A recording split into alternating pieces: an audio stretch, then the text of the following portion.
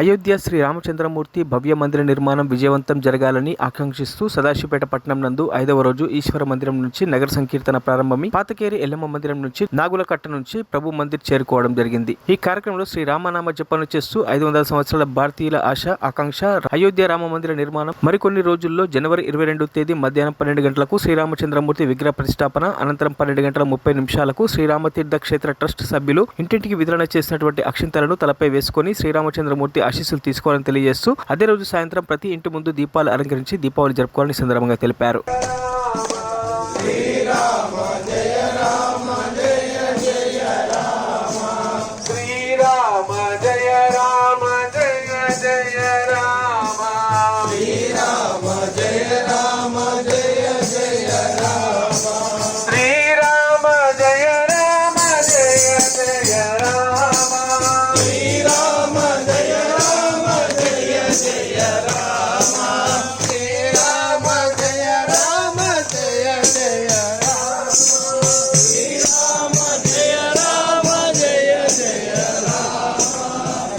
మరిన్ని అప్డేట్స్ కోసం మా ఛానల్ని సబ్స్క్రైబ్ చేయండి.